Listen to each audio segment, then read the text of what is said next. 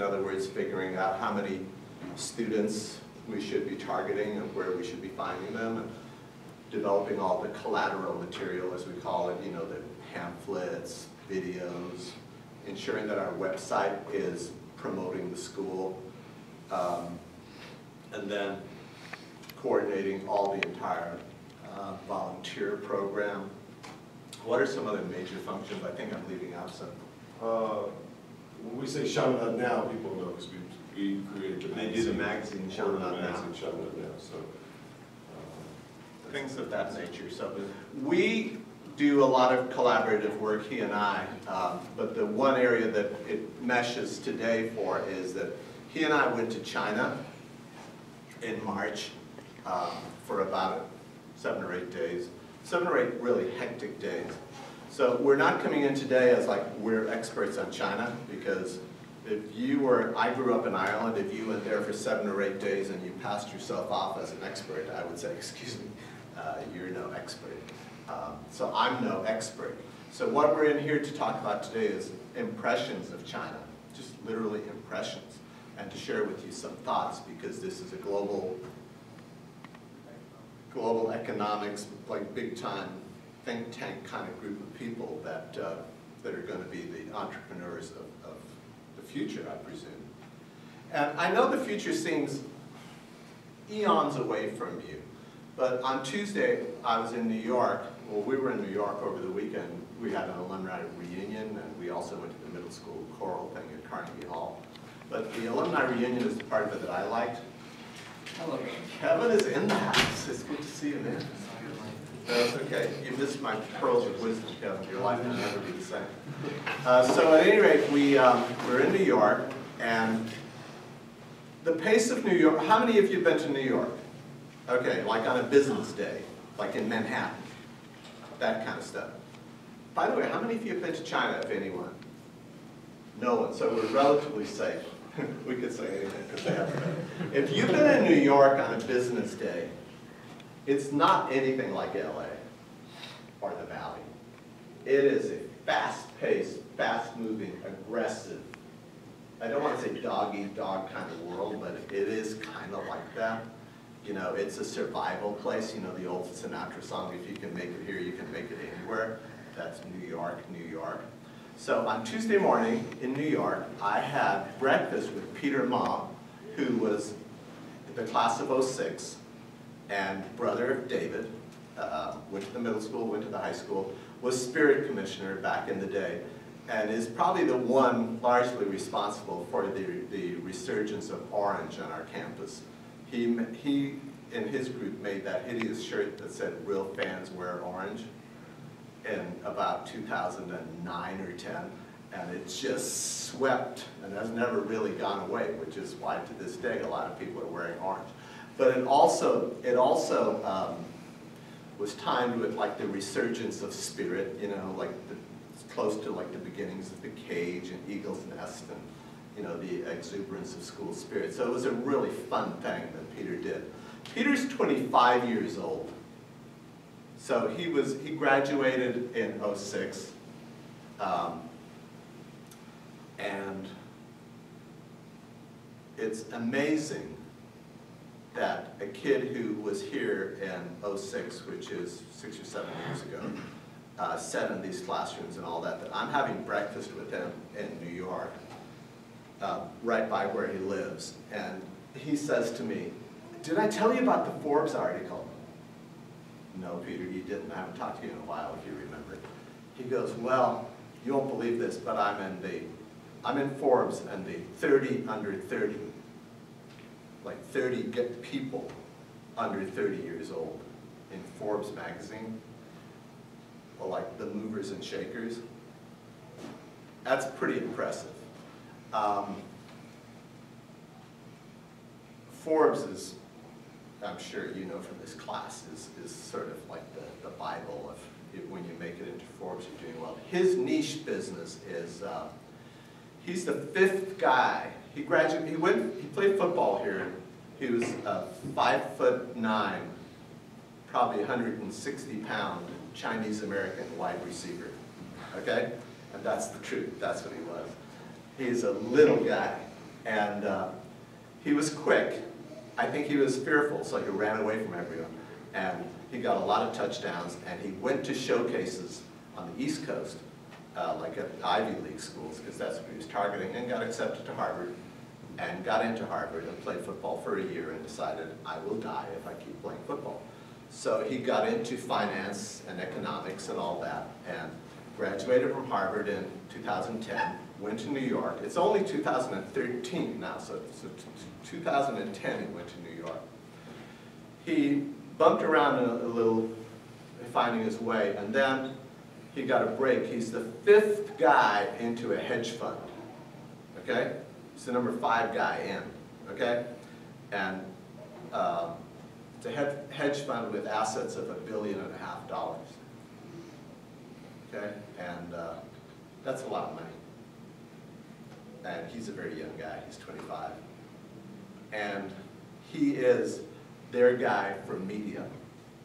So Peter is 25, he can sit down with the likes of Harvey Weinstein and people like that, the movers and shakers in the production world, because they can't produce without finance, obviously. And the asset that's produced is either the video, the movie, the digital piece, you know. So knowing that business, so when I had breakfast with him, that day he was going to, this was just Tuesday, he was going uptown, as they say in New York. He was going uptown to a meeting at a conference where he was speaking on the future of finance vis-a-vis digital media. So you're sitting there, guys, I promise you, you're sitting there going, he's talking trash. This is all so far away, this doesn't happen. I go to Chaminade, it isn't real. It is as real as you want to make it. If you go to New York and you want to do business, Peter Ma will look out for you. He's like, BT, what do you want me to do? How can I help? Help my guys, help my kids. If they go to New York, introduce them, show them around, give them connections. So that's a network that I want to say to you. But what brings Peter into this conversation? I tried to get him to Skype in today, but he was in too big of a meeting to come into the classroom. But he will. He'll come into the classroom via Skype here. One day I'll set it up with Mr. Gideon in the near future. There aren't a lot of days, so I have to move on it. But Peter is available a lot. It's just today didn't work for his schedule. He had a prior commitment. But the reason I mentioned Peter, among other things, is to show you where your future lies. Because it happens dramatically fast if you want to make it happen dramatically fast. If you grab for it and you know what you want. So since you're in a class like this, you've been exposed to some of the ideas already of like global economic leadership. And Peter is in that. So what have you been doing, Peter? Well, I'm out of the country probably 3 out of the 4 weeks. Where have you been? Well, we're doing a lot of work in China. And so what do you do there? He goes, well, China is really simple. It's sort of like a pyramid. It's a very small controlling group at the top. So when you go to China, you don't have to meet with millions and millions of people. You meet with a small core of people because they make all the decisions. Okay? Because I don't know if you know or not, but China is a state-controlled economy. Do you know that? So like if you would get anything out of today, write that down. This is like Kairos, write it down. Okay, so write it down. China is a state-controlled economy. The government, in other words, the Communist Party, in essence, owns the assets.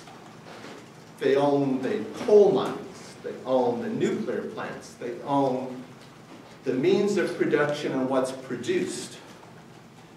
At something like a 50 to 60% clip, I think it is. They own, in other words, a chunk of the literal assets.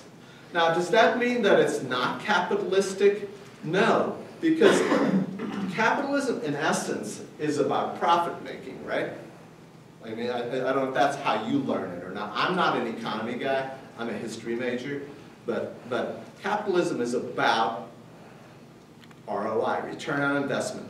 You know, it's not about necessarily how good you feel about your job. you know, how committed you are to an organization or how committed the organization is to you.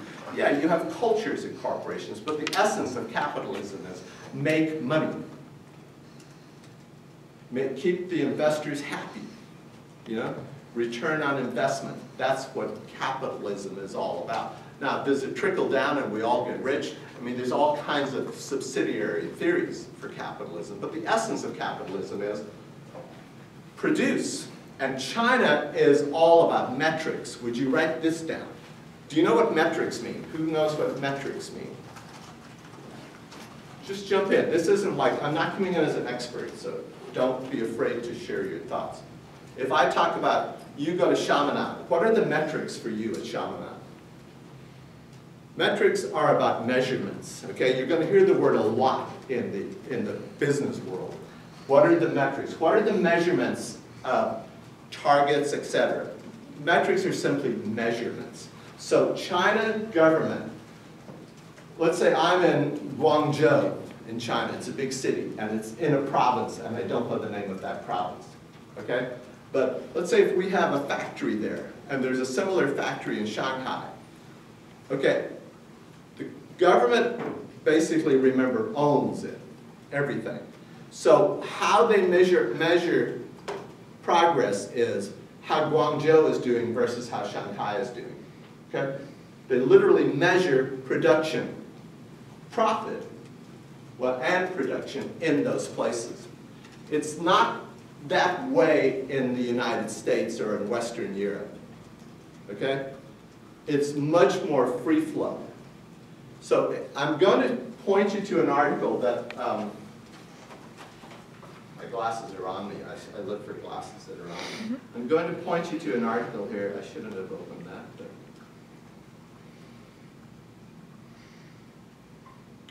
this article. And unfortunately, I can't link you. I can't send this to your Blackboard because I'm not hooked into your thing. So if you guys would look up China state-controlled economy and state-owned companies, if you Google it or whatever you do, and find it and bring it up on your screen.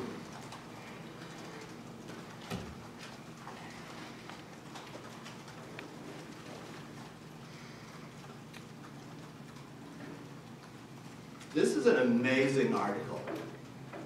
You may say it's actually not that amazing, so don't get carried away. But did you find it? Most of you haven't. If you haven't gotten it, just look over the shoulder of somebody and get more words and find this article. And then save it to a favorite place, or however you do it in your world. That's what I do. Because I thought it was such a fine article, realizing I'm not an expert on the Chinese economic system or policies.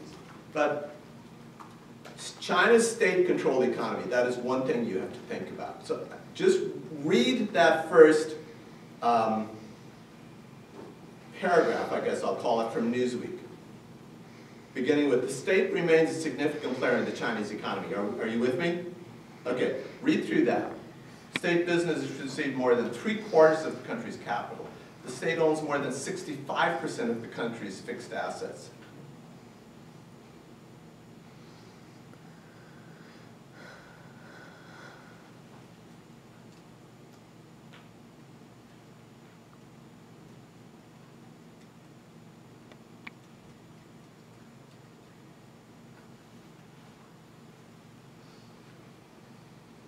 So it's a totally different beast, right, than ours? Completely different economic system.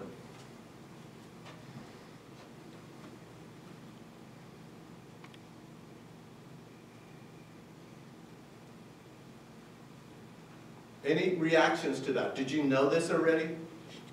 Did you have a sense of it, kind of? An impression of it? Does it strike you as how different it is? So, the worker in this system is a person who does tasks. You know what I mean?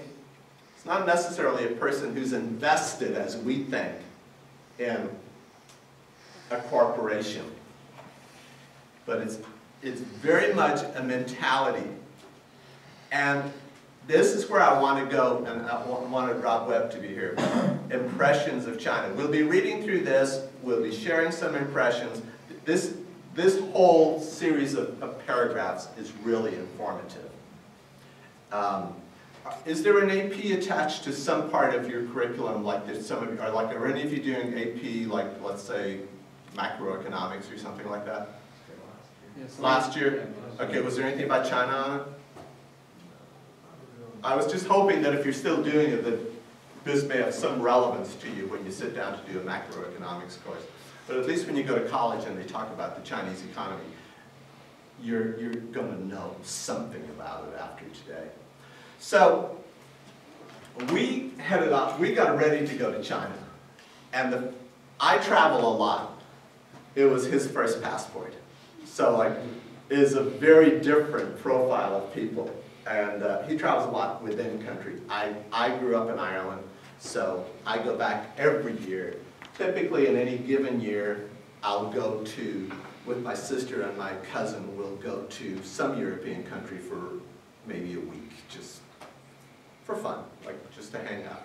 This year we're going to go to Portugal, the very southern point of Portugal, because it's there and because the flights are cheap and that kind of stuff. So that's my world, yeah. When are you going to be there? I'm going to be there in mid-July. Okay. I'm going to be there June. So. In where? In Lisbon. Are you really? Yeah. Oh, that is too cool. I will be flying from our little local airport, which is like an airfield, there's no town there, to Faro. Okay.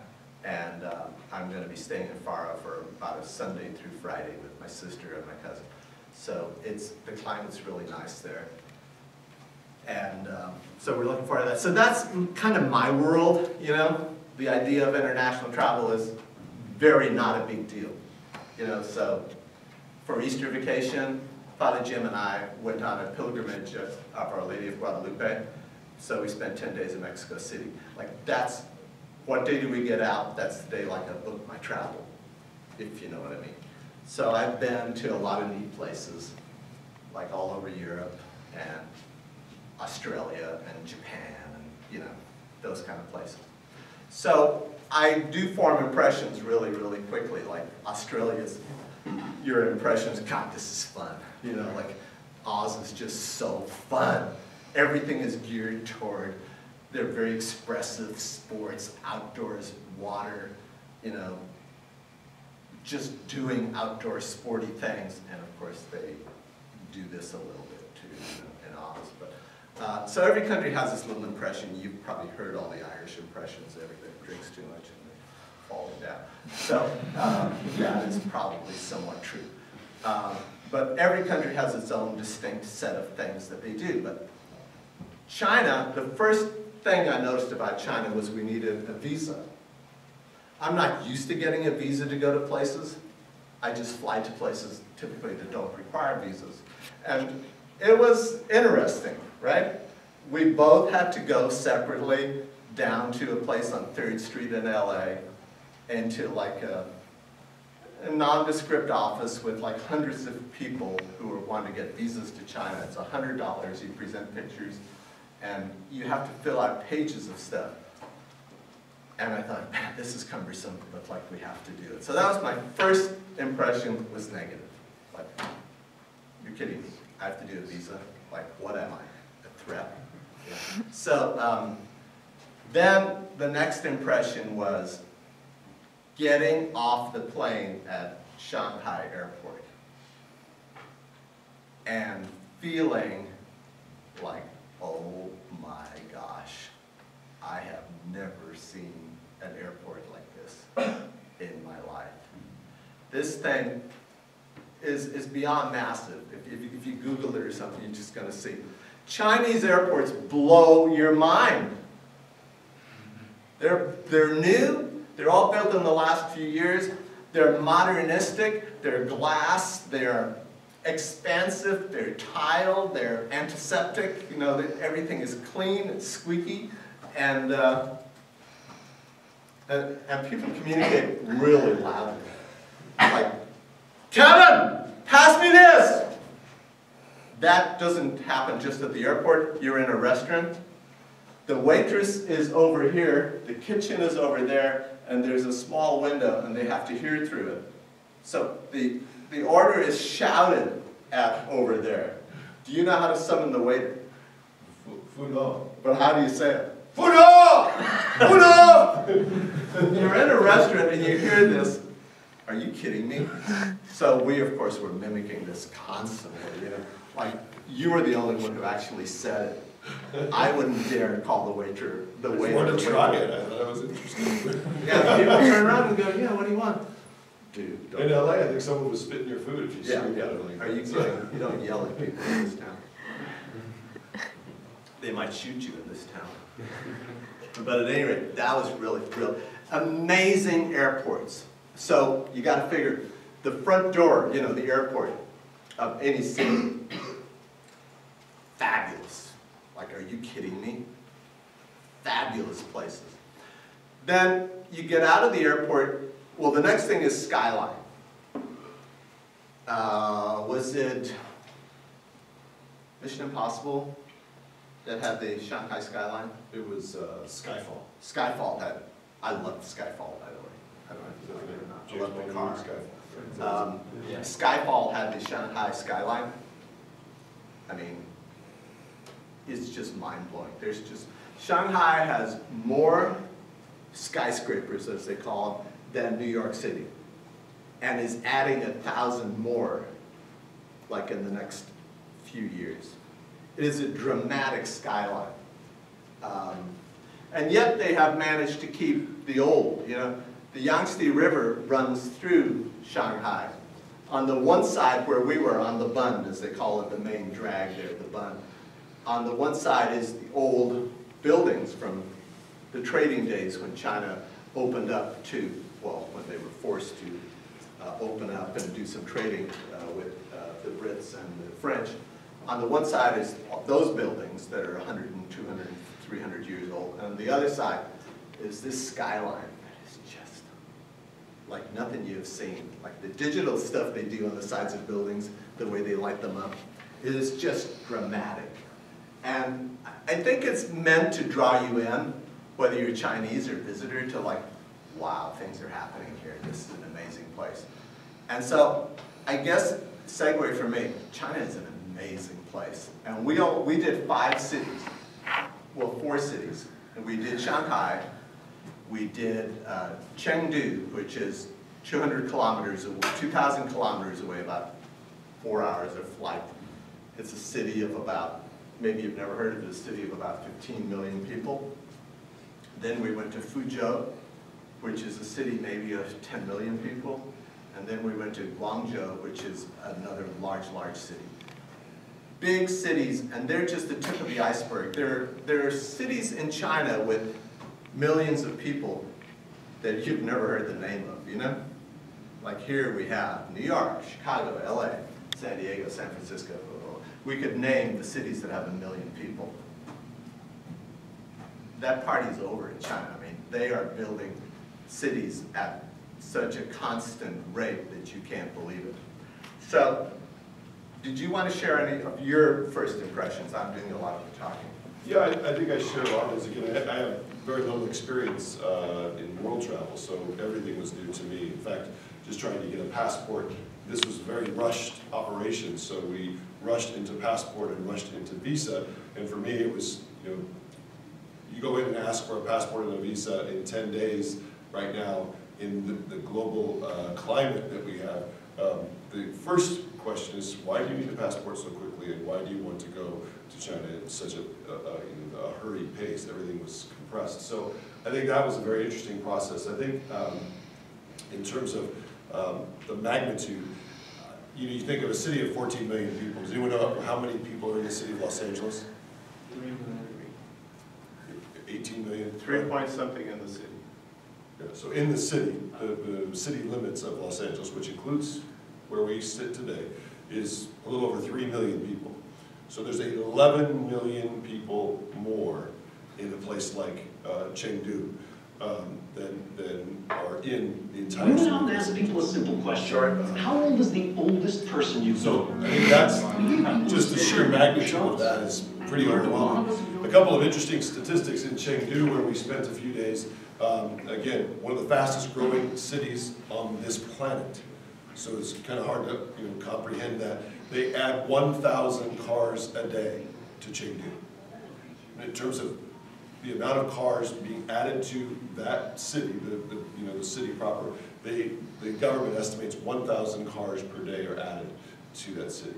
So you can just imagine what traffic. I mean, we had a driver who was a Chinese, a local person who lives in Chengdu who knows how to navigate that. We would have never been able to make it to any appointments. We would have never been able to navigate any of that if we didn't have a guy who's picking us up every day. And he didn't speak a lot of English, but luckily he knew where he was going and we trusted him, so he took us to where we needed to go. I think that was just the overwhelming size and scope of things it takes your breath away. Yeah, it's breathtaking. We were at a major intersection in Chengdu, remember? Right.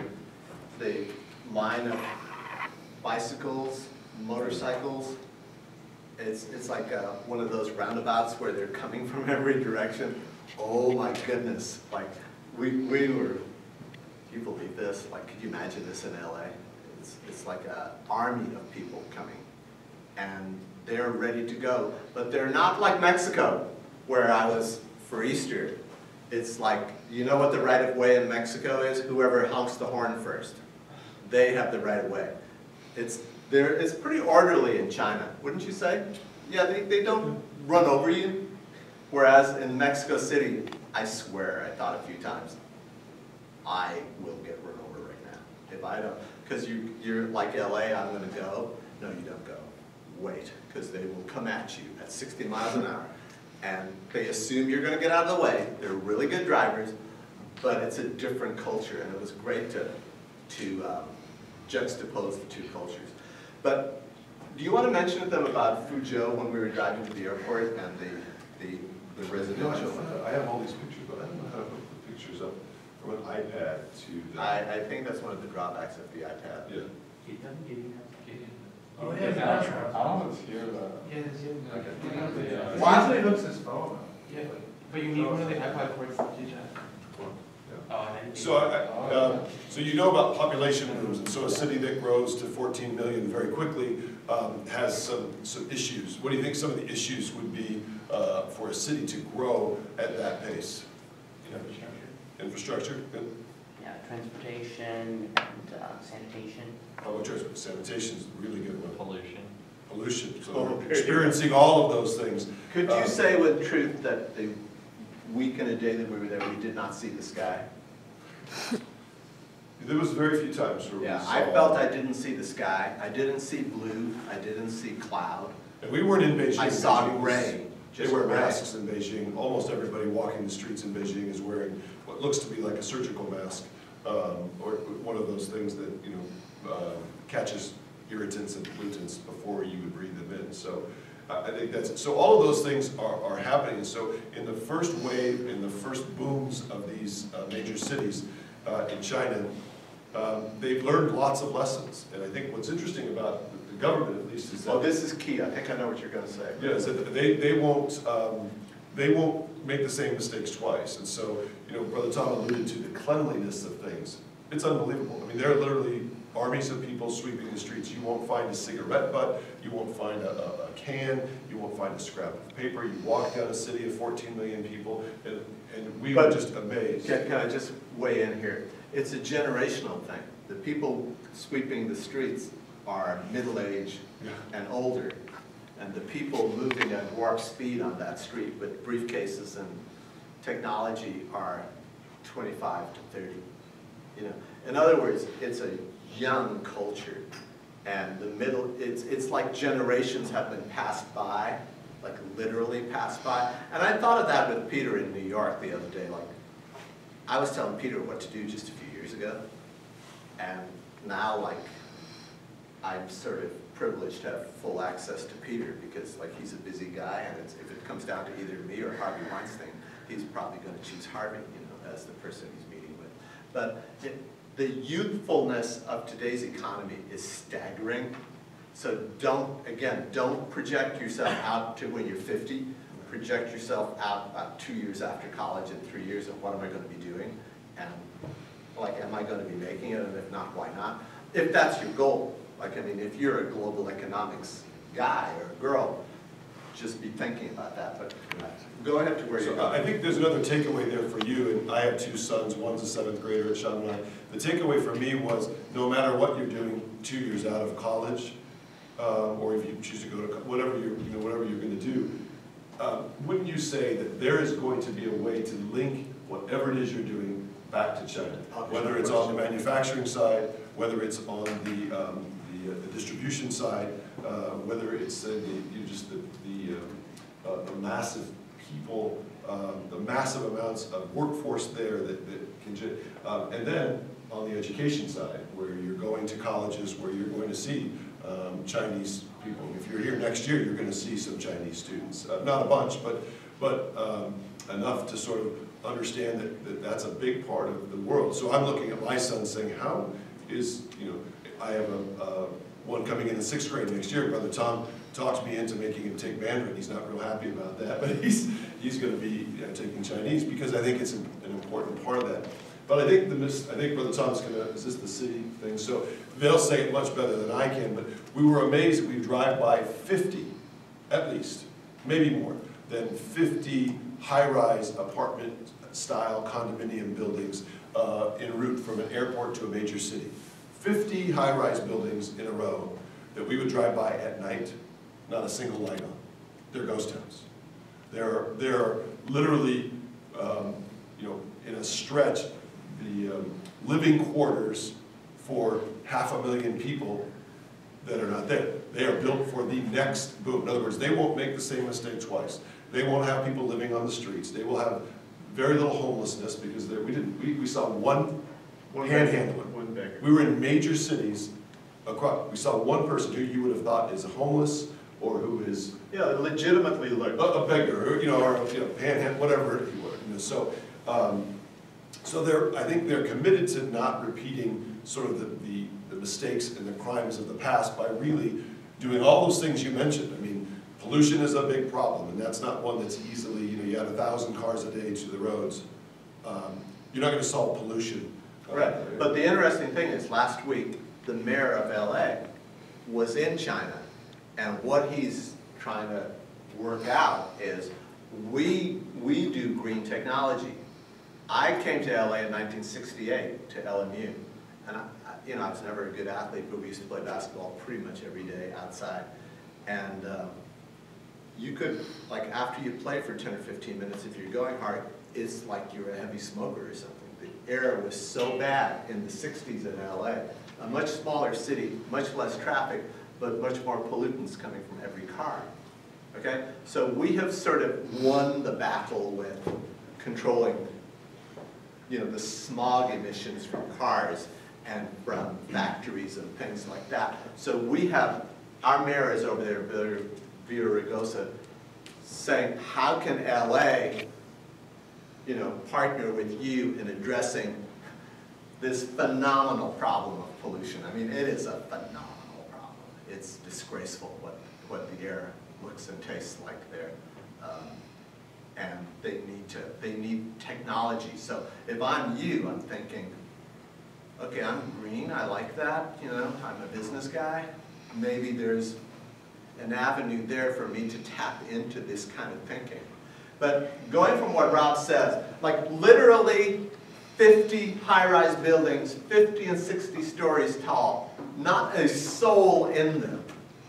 It's eerie, man. It's like post-apocalyptic. Something happened and everyone's gone. Like, are you kidding me? So I want to show you this video. I know you probably don't watch 60 Minutes, and I don't blame you. But I'm old, so I think this is an ad, probably. I hope everything is discreet and good here. So I need to turn up the volume. Away from the rural areas by the Go hundreds back. of millions. Yeah. And then this really is a smart move. Then what will be the next global market to melt down after the US and Europe? Some are looking nervously at China. China has been nothing short of a financial miracle. In just 30 years, this state-controlled economy became the world's second largest, deftly managed by government policies and decrees. One sector the authorities concentrated on was real estate and construction. But that may have created the largest housing bubble in human history. If you go to China, it's easy to see why there's all the talk of a bubble. We discovered that the most populated nation on earth is building houses, districts, and cities with no one in them. The story will continue in a moment. We should watch this before we went. Because Yeah. then we would So this know is why there was. and we are on the major highway or the major road, and it's rush hour, and it's almost empty. Gilliam Tulloch is a Hong Kong-based financial analyst who was one of the first to draw attention to the housing bubble in China. He's showing us around the new eastern district of Zhengzhou in one of the most populated provinces in China. Not that you know it. We found what they call a ghost city of new towers with no residents, desolate condos, and vacant subdivisions, uninhabited for miles and miles and miles and miles of empty apartments. Does that blow your mind? Why are they Does that blow your empty? mind? I've heard that they have actually been sold. They've all been sold. They've all been All sold. they're Absolutely. Owned by people in China's emerging middle class who now have enough money to invest, but few ways to do it. They're not allowed to invest abroad. Banks offer paltry returns, and the stock market is a roller coaster. But 15 years ago, the government changed its policy and allowed people to buy their own homes, and the floodgates opened. So what they do is they invest in property because property prices have always gone up by more than inflation. And they believe it'll always go up. Yeah, just like they believed in the US. Actually, property values have doubled, tripled, and more. So people in the middle class have sunk every last penny into buying 5, even 10 apartments, fueling a building bonanza unprecedented in human history. No nation has ever built so much, so fast. How important is real estate to the Chinese economy? Is it central? Yes, it's the main driver of growth and has